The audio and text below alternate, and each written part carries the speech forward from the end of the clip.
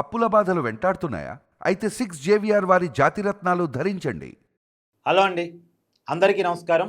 నేను మీ కట్టా కార్తీక్. శనివారం తెల్లవారుజామున హైదరాబాద్ నుంచి బెంగళూరు వెళుతున్నటువంటి ప్రైవేట్ ట్రావెల్ బస్సు వి కావేరీ సంస్థకు సంబంధించినటువంటి బస్సు కర్నూలుకు సమీపంలో ప్రమాదానికి గురై ఆ ప్రమాదంలో 19 మంది చనిపోయారు అనేటువంటి వార్త గత 4 రోజులుగా మీడియాలో ఎంత అలచలు చేస్తుందో మీరందరూ చూస్తూ ఉన్నారు. అయితే అసలు ఇది ప్రమాదమే కాదు అని నేను అంటాను. ప్రమాదం అని ఎవరన్నా చెప్పినా నమ్మొద్దు అని మీ అందరికీ నా రిక్వెస్ట్. ఇది మానవ తప్పిదం, ప్రమాదం కాదు. మానవత్వం లేని మనుషుల తప్పిదం ఫలితంగా ఆ రోజు ఆ సంఘటన చోటు చేసుకుంది. దాంట్లో 19 మంది చనిపోవడం జరిగింది. చనిపోవడం కాదు, చంపబడటం జరిగింది.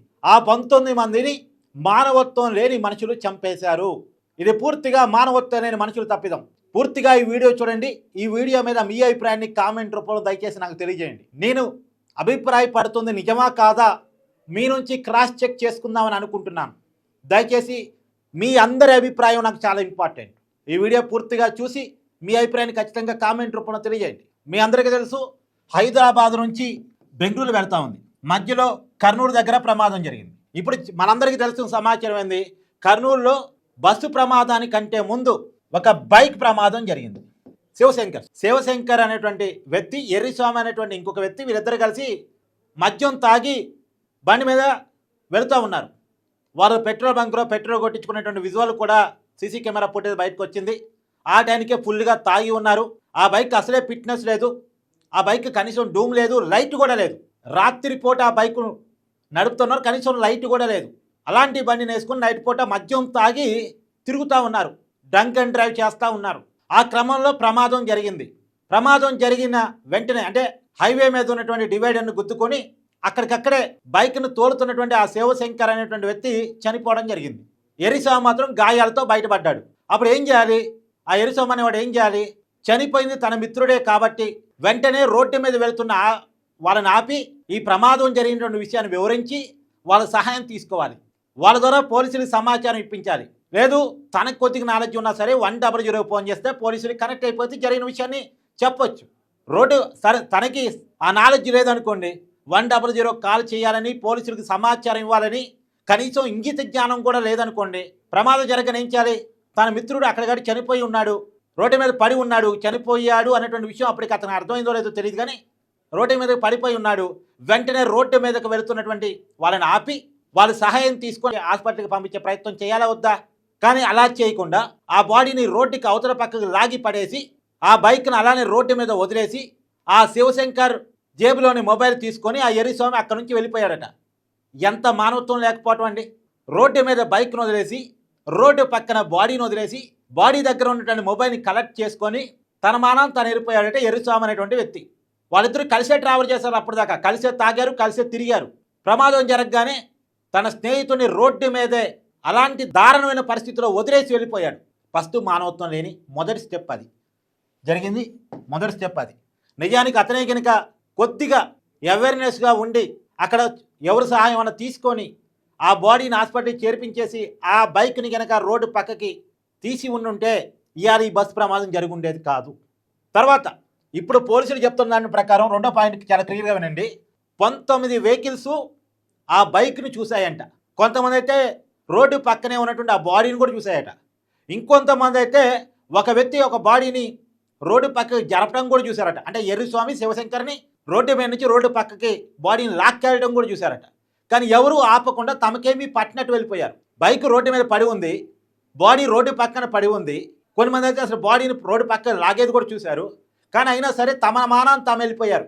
ఆ బాడీని తొక్కించకుండా, బైక్ను దొక్కించకుండా జాగ్రత్తగా తమ మానాన్ని తాను వెళ్ళిపోయారు. దాదాపు 19 వెహికల్స్ పోయాయట. 19 వెహికల్స్ అలా వెళ్ళిపోయాయట. కనీసం వెళ్ళలో ఎవరికైనా మానవత్వం ఉండద్దు?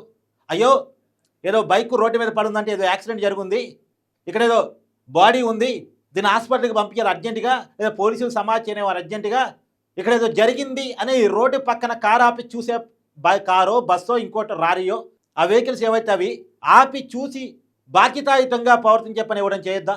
ఎవడు చేయలా. తమ మానం తాము వెళ్ళిపోయారు.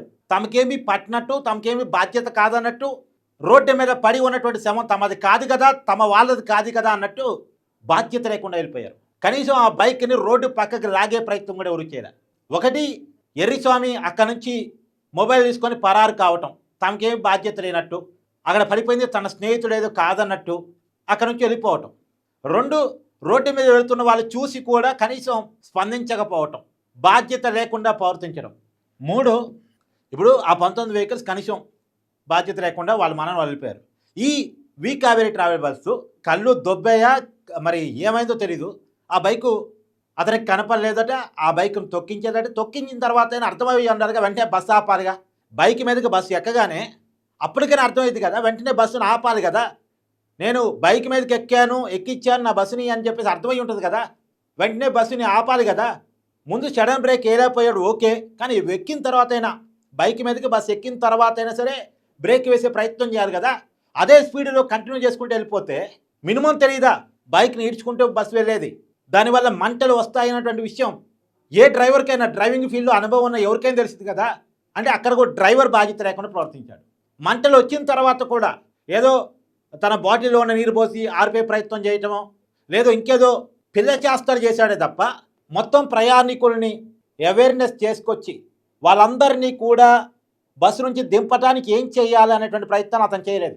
చేసి ఉండుంటే ప్రయాణికులు అందరూ కూడా సురక్షితంగా బతుకుండేవాళ్ళు. ఇది 3వ తప్పిదం, అంటే ఆ డ్రైవర్ నిర్లక్ష్యం. 1, ప్రమాదానికి గురైనటువంటి సమయంలో, బైక్ ప్రమాదానికి గురైనటువంటి సమయంలో అక్కడ ఎర్రిస్వామి అనేవాడు బాధ్యత లేకుండా ప్రవర్తించడం. 2, సమాజం మొత్తం చూస్తూ వెళుతూ కూడా, చాలామంది చూస్తూ వెళుతూ కూడా బాధ్యత లేకుండా తమకేమి పట్టినట్టు వ్యవహరించడం. 3, బస్సు డ్రైవర్ నిర్లక్ష్యం. బస్సు డ్రైవర్ నిర్లక్ష్యం గురించి ఇంకా ఎంత చెప్పుకుంటే అంత వేస్ట్, ఎందుకంటే చాలాసార్లు ఇప్పటికే చెప్పుకుని ఉన్నాం బస్సు డ్రైవర్ నిర్లక్ష్యం. 4, తక్కువకు వస్తున్నాడని కారణం చేతనం, లేదు మనం చెప్పినట్టు చేస్తాడని కారణం చేతనం మినిమం క్వాలిఫికేషన్ చెకింగ్ చేసుకోకుండా అతనికి కనీసం ట్రైనింగ్ కూడా ఇవ్వకుండా అతనికి ఉద్యోగం ఇచ్చిన సంస్థ. కారణం ఏంటంటే తక్కువకు రావాలి వాళ్ళు, తక్కువ వేతనానికి డ్రైవర్లు కావాలి. వాడికి డ్రైవింగ్ లైసెన్స్ ఉంటే చాలు. ఆ డ్రైవింగ్ లైసెన్స్ ఎలా తెచ్చుకున్నాడు, అసలు నిజంగా వాడి డ్రైవింగ్ వచ్చా లేదా, వాడి ప్రమాదాన్ని ఎదుర్కోగలిగేటువంటి సత్తా ఉన్నోడా కాదా, ఏమీ చెక్ చేసుకోవు ట్రావెల్ సంస్థలు. ఇలాంటి వాడికి ఉద్యోగం ఇచ్చినటువంటి అంటే 40 మంది ప్రాణాలు వాళ్ళ చేతుల్లో పెడుతున్నప్పుడు కనీసం జాగ్రత్తలు తీసుకోవద్దా ట్రావెల్ సంస్థలు? తీసుకోవు. ప్రజల ప్రాణాలు అంటే లోకు వాళ్ళకి. ప్రయాణికుల్లాగా, కస్టమర్స్ లాగా ట్రావెల్ సంస్థలు చూస్తాయి తప్ప మనుషులుగా చూడవయి. తమ బస్సు ఎక్కే వాళ్ళు మనుషులు కాదు, ప్రయాణికులు అనుకుంటారు. వాళ్ళు తమ కస్టమర్స్ అనుకుంటారు. మళ్ళీ కస్టమర్స్ పట్ల బాధ్యత ఉంటుందా, ప్రయాణికుల పట్ల బాధ్యత ఉంటుందా అంటే ఉండదు. ఎందుకంటే వాళ్ళు మనుషులాగా చూస్తేగా వీళ్ళు. మా బస్సు 40 మంది ఎక్కారని చూడరు, 40 టికెట్స్ ఎక్కాయని చూస్తారు. అంటే మనిషి ఈక్వల్ టు ఒక టికెట్. 40 టికెట్స్ ఎక్కాయనుకుంటారు తప్ప 40 మనుషులు ఎక్కారు, వాళ్ళ భద్రత నాకు ముఖ్యం అనుకోరాళ్ళు. పేపర్తో చింపే టికెట్స్ మనిషి ఒక్కడే వాళ్ళకి కావాల్సింది కేవలం డబ్బు మాత్రమే, ప్రయాణికుల క్షేమం కాదు. ప్రయాణికుల క్షేమాన్ని కనుక ఆలోచిస్తే ఇలాంటి డ్రైవర్కి ఉద్యోగం ఎవరు? ఒకళ్ళు ఉద్యోగం ఇచ్చిన ప్రమాదాన్ని ఎలా ఎదుర్కోవాలనేటువంటి ట్రైనింగ్ ఇస్తారు, కనీసం అగ్నిమాపక పరికరాలు బస్సులో పెడతారు. ఏమీ కూడా ఇక్కడ లేవు. తర్వాత 5, ఇప్పుడు రవాణా శాఖ అధికారులు కనీసం చెక్కింగ్లో డబ్బులు కమ్ముడిపోతారు చాలామంది. అంటే అందరూ నేను అన్నను, కానీ చాలామంది డ్రైవింగ్ లైసెన్స్ ఎట్టిచ్చారు ఆ డ్రైవర్కి, ఆ బస్సు డ్రైవర్కి 10వ తరగతి తప్పుడు సర్టిఫికేట్ పెట్టి సంపాదించారట. తప్పుడు సర్టిఫికేట్ని కనుక్కునే పరిస్థితిలో రవాణా శాఖ అధికారులు ఉన్నారా? అతను బస్సు నడపడం వచ్చా, బస్సు ఏదైనా ప్రమాదానికి గురైతే దాన్ని ఎలా హ్యాండిల్ చేస్తాడు అనేటువంటి మినిమం కామన్ సెన్స్ అతనికి ఉందా లేదా కూడా చెక్ చేసుకోకుండా డ్రైవింగ్ లైసెన్స్ ఎలా ఇస్తాడు? డ్రైవింగ్ లైసెన్స్ అనేది ఒక పేపర్ సర్టిఫికేట్ కాదు, 40 మంది ప్రాణాలను అతని చేతిలో పెట్టేటువంటి సర్టిఫికేట్. అది ఒక లైసెన్సు 40 మంది ప్రాణాలని నువ్వు సురక్షితంగా ఒక ప్రాంతం నుంచి ఇంకో ప్రాంతానికి చేరవయ్యి అని ఇచ్చేటువంటి లైసెన్స్. అది ఒక పేపర్ సర్టిఫికేట్ కాదు. చింపేస్తే చిరిగిపోయేది, తగలేస్తే తగలబడిపోయేది అలాంటి సర్టిఫికేట్ కాదు. అది పేపర్ సర్టిఫికేట్గా అనుకోవాల్సిన అవసరం లేదు. 40 మంది ప్రాణాలని నీ చేతిలో పెడుతున్నాను, 40 మందిని ఒక చోట నుంచి ఇంకోటి చోటకి తీసుకెళ్ళడానికి నీకు లైసెన్సింగ్ ఇస్తున్నాను అని ఇచ్చే పర్మిషన్నే లైసెన్స్ అంటారు. మరి ఎలా ఇచ్చారు ఇలాంటి వాడికి?